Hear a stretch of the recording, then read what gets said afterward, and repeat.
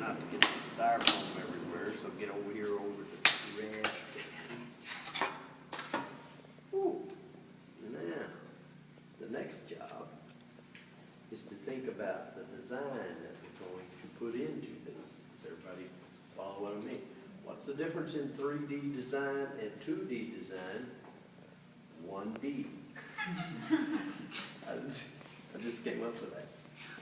I know you can tell. Okay. The D we're going to talk about today, or in designing this thing. 2Ds is simple. Get this in your head now. You design by placement, east and west. Okay, whatever you want to call it. Side to side.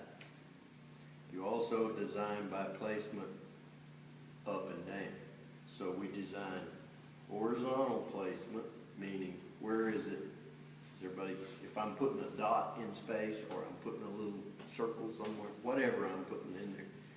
And upstairs in 2D design, we decide, well, is it going, where is it vertically, meaning if where across here am I going to put this thing? Now, where up and down, which is, if I had that backwards, horizontally? No, the horizontal height of it. Y'all follow what I'm talking about? So, okay, if I know horizontally I want it here, then where vertically I want it here, I've made two decisions. We are now going to add a problem to that, which is the third decision, and that is, where is it this way, depth-wise? That's the hard part, guys. Separates big kids from little kids. The reason for that is it's easy to take a sketch and, oh, I got a good idea, I've got a great concept here, I've got this thing coming down like this. Well, where is it this way? I don't want it straight. I don't want it to be on. And part of it, let's say this, part of it could touch the surface and it wouldn't remain straight. If I've got, this is a straight line, meaning if I want to get rid of that straight line, I only have one option. I have to push it in somewhere. It's already out. Y'all follow what I mean? I can't bring it out further because this is subtractive sculpture. So the only option I have is to push stuff in somewhere. If you guys will use your hands, well, appropriately. My thumb is my woman thumb. It's my S curve. It's my, never mind. If I'm trying to get rid of this straight line, okay? Everybody see what I mean? If I got to push some area in, if I just begin to use my thumb or the heel of my hand here, if I push that in there, I leave this out, push this in, y'all want to follow what I'm talking about, you can begin to see what it looks like without that there. If it looks better, hell, cut it off. It's that simple. Everybody follow what I'm talking about? But the first thing I would like for you to do, I'll save the first thing for last because that's smart teaching. Never mind, Clayton. First thing I need you to think of is the large concept of getting rid of the cup. You start with a piece of paper that's got a pretty much shape like this, and then I want you to take away from that shape until there is no cup. Y'all follow what I'm talking about? There is no, what am I trying to say, straight lines. There is no parallels, or we talked about this, are no parallels, are no straight lines, are no perpendiculars or verticals, no horizontals. Guys, when you're trying to create movement, when you're trying to create upward movement, we talked about this in design upstairs, anything that's horizontal, anything that's flat, stops the motion, stops your eye. Anything that's straight begins to stop your eye. Y'all follow the theory wise. So we're looking for diagonal. If I want the motion to continue here, first thing I'm going to do is get rid of this flat surface on the top. I'm going to decide where is the top of my forms. If I have two, if I have three, whatever I have, they're not going to stop at the same place anyway. One's going to be shorter, one's going to be taller, one's going to be y'all follow what I mean? To create the movement. Axis is diagonally created through sculptures, a lot of times in a figure. Oh, there's some good ones in here. Axis movement happens through the torso, through the figure itself. And you've seen that, well, start to say you've seen that in figure drawing. You will see that in figure drawing. Most of you haven't had figure drawing yet, but Dennis knows what I'm talking about. The figure is not straight up and down. Most sculptural forms are not straight up. The movement that you create is an axis type movement through something, or we call it axis from one corner to the other. Y'all follow it. Anything but just a straight line. How boring can that be? So I guess what I'm saying is start with the big stuff. I need your sketch, your concept to be on paper, and trust me, it's going to change. Do not try to do what I would call blueprints, because I want this to look exactly like this.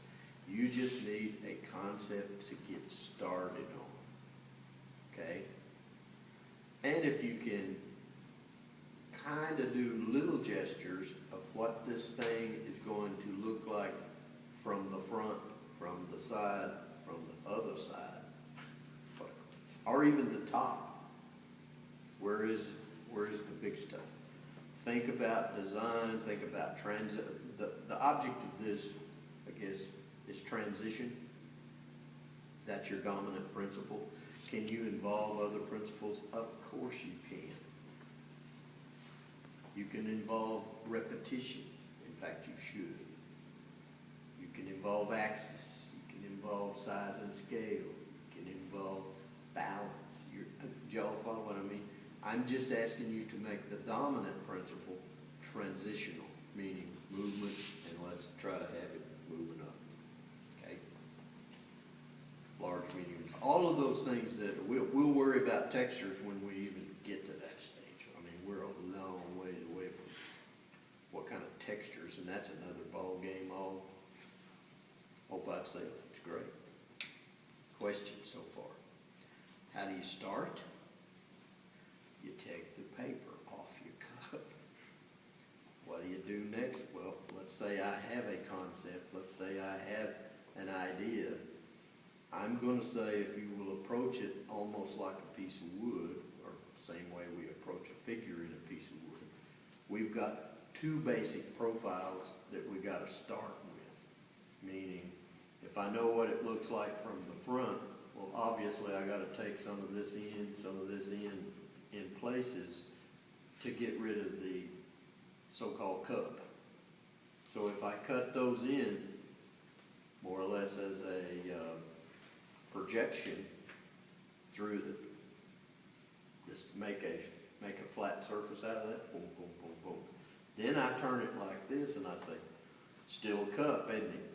So what's it supposed to look like from this view? We're going to cut those in. All of a sudden we have got rid of the cup. First job is to get rid of the cup. Y'all with me? Detail is the last thing we do. Almost all of us want to start with detail because this is what I want it to look like. Well, you can't start there. This is like a painting. You don't start with the thing you want it to look like. You start with an underpainting and build up to that. Guys, some of you are beginning to get that idea. Y'all follow what I'm talking about? Try not to think detail, think large stuff first. Just get rid of the cup. the beauty of this, I'm the beauty of this. There's no beauty to this. This is a cup. Meaning, this thing will kind of dictate what you wind up with. That's why I say don't try to be an architect and just get a concept on a piece of paper. You got to have a place to start. Don't try to have a place to finish with your idea, because you will screw it up. I just thought I'd mention that. If you have something coming in front of something else, okay, in your drawing, then you have to remember, first you got to make this first thing not straight, not a cup. Then you got to push everything else behind it. So all this other stuff got to be taken back a long way. Y'all follow what I mean? If I draw something on this front and I cut on both sides of it, push everything back, I'm still not through with this part of the sculpture, simply because it looked like a cup. So if you push it back, don't go to the round too quick. That's why I say, first thing you do is just go through like this, get rid of the cup shape, turn it. Now what is this? Get rid of that cup shape, and then we'll start taking the corners off and start placement. There is a procedure. Questions? Do we use a knife for that? I will show you momentarily.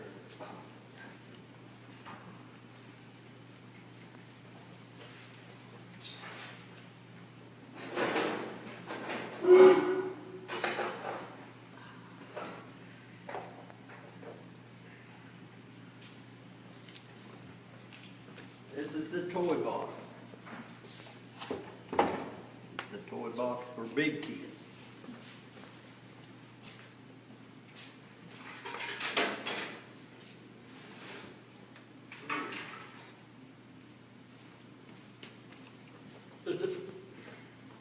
This is a saw. It was actually a tree saw. Any saw would do, but saws work. Bingo.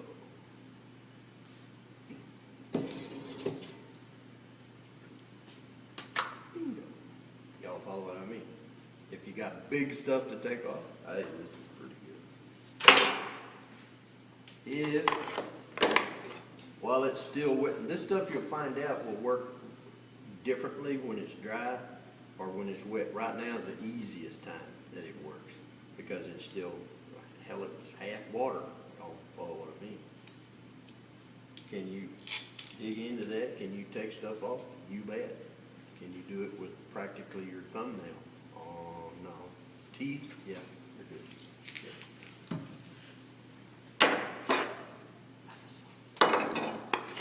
These are for cleaning out the files. The files are for when that ain't a file. This is a big toothpick. Files and or, y'all see what I mean? Guys, I need you to clean these up every day, whatever tool you're using, because when you leave wet plaster in there, what does wet stuff on steel create? Rust. Ruins them, so please keep these clean. Let me get a little highlight. Well, you can use this. What I don't want to get away from. What I don't want to see people doing is hacking it. You have no control. Don't. Besides, oh yeah, let's take bets on who's going to cut herself first. Me. Kelsey, all right. But, yeah, Christina, yeah, there's a possibility. There's a way to use tools and there's a way to cut yourself. Chet, well, yeah, it's a toss-up. I get it. Okay. Try to keep from cutting yourself holding this, okay? And cutting is a bad idea, because my fingers is over here. This will go to the bone, and the plaster burns when it gets in there. Trust me, I know these things. This is stupid, okay? There's lots of stupid things you can do. This, on the other hand, and we have, can I have one of those little tiles? Yes, that's good enough. Everybody needs to get a piece of floor tile to put under your newspaper, to put under this, so when you miss, you don't cut my table, you don't jar, you know what I'm trying to say. But it's a cushion, and it's also keeps you from messing up something. Guys, if you will decide what you want to take off, turn this thing, either hold it like this with your hand on the good side of the chisel. Y'all follow what I mean? Because you're going to need some control. This little number, they're all different, but there's a bunch of little tools in here, like push tools for graphics, these are linoleum cutting tools, they work pretty good in here. You use them by rolling your wrist. Y'all want to see what I'm talking about? You don't, y'all see the difference of what I'm doing here, because this will slip, I'm telling you, it goes to the bone. It's not good. Did someone clean this up for me? This must have been Jackie's class.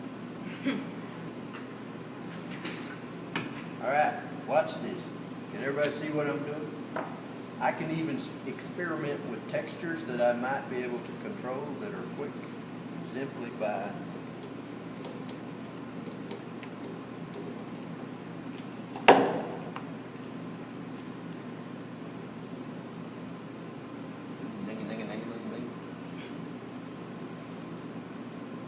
think.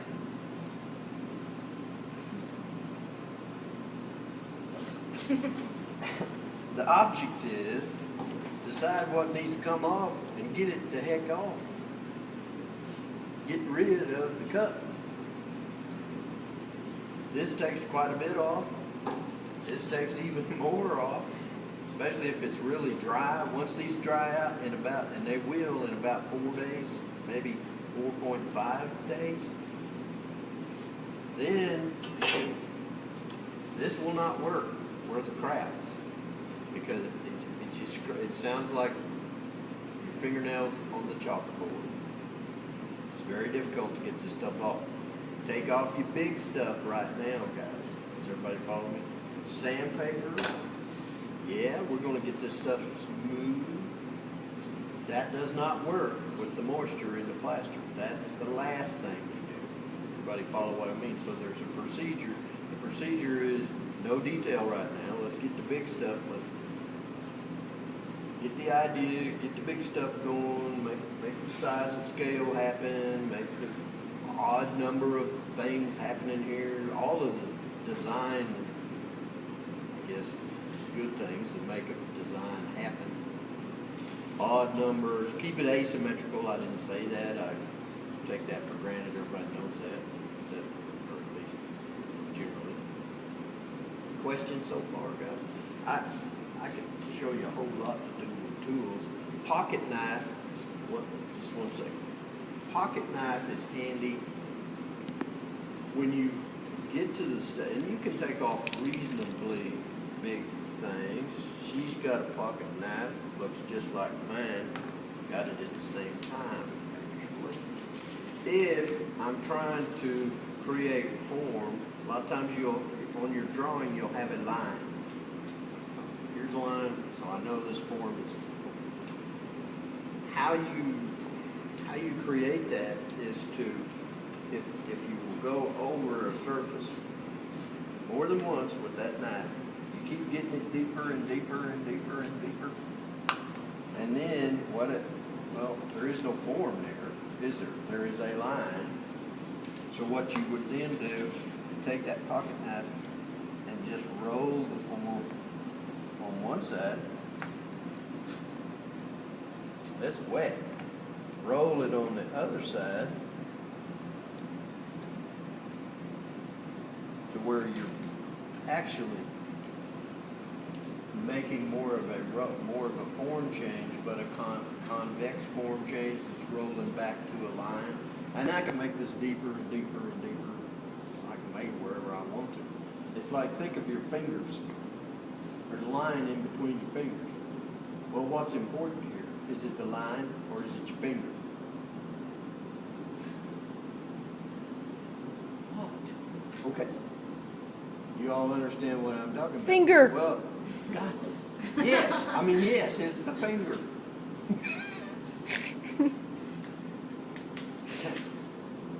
The line is obviously there. That tells me what's going on. That tells me where. However, the form is actually the finger.